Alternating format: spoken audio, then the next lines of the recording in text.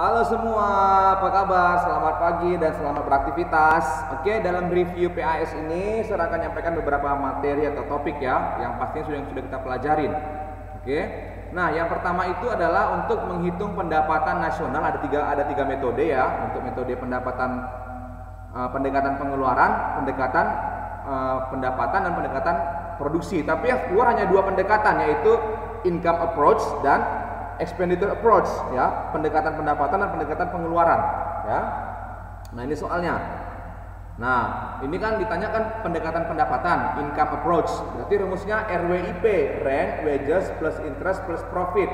Rent itu sewa, wages itu upah atau gaji, interest itu bunga, profit itu adalah laba. Nah, sehingga tambahkan aja semua angkanya, udah selesai. Gampang. Nanti kalau metode pendekatan pengeluaran, CIKSEM, konsumsi masyarakat, C tambah I investasi. Bedakan I di sini dengan I nanti di pendekatan pengeluaran. Kalau pendapatan dia interest, kalau pendekatan pengeluaran dia investasi. Ya, kemudian tambah G belanja pemerintah, kemudian tambah ekspor orang impor. Gampang. Oke. Nah, kemudian menghitung pendapatan per kapita, ya. Nah, dari soal ini kan kita cari dulu yang namanya pendekatan pengeluaran ya. Dengan pendekatan pengeluaran dulu kita cari, berarti C tambah I tambah G tambah X kurang M ya, sehingga dapatlah nanti dia dalam GNP-nya itu 650.000. Oke.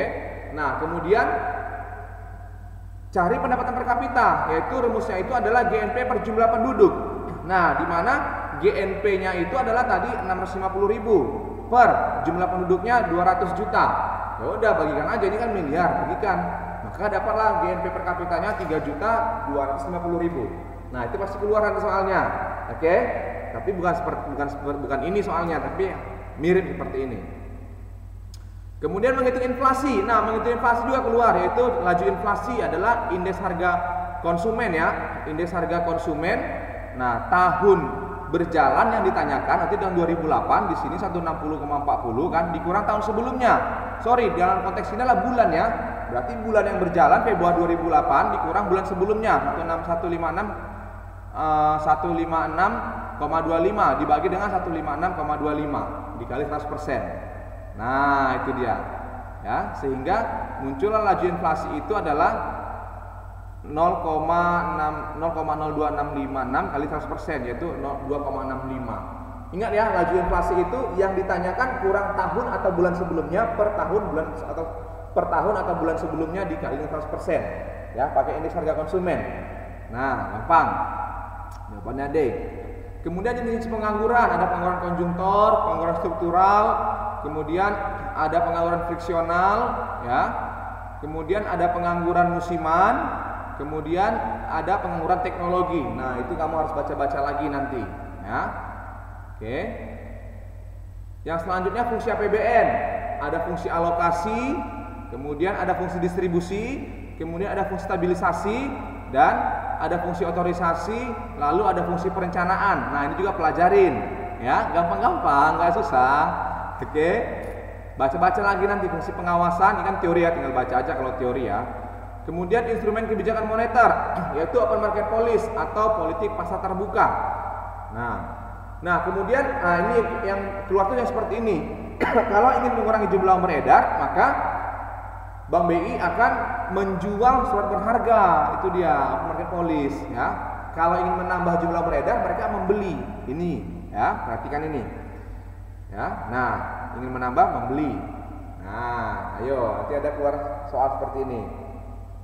Kemudian kalau tingkat bunga diskonto juga sama. Kalau ingin menambah jumlah beredar, maka pemerintah menurunkan suku bunga. Kalau ingin mengurangi jumlah beredar, maka pemerintah akan menaikkan suku bunga. Nah, ya. Karena uang beredar banyak, suku bunganya pasti rendah. Kalau suku bunga tinggi, maka pasti jumlah uang beredar sedikit, orang akan menabung. Oke. Kemudian cadangan wajib minimum atau cash ratio. Nah, bagaimana peran cash ratio terhadap jumlah beredar? Nah, kalau ingin mengurangi jumlah beredar, maka cash ratio harus dinaikkan.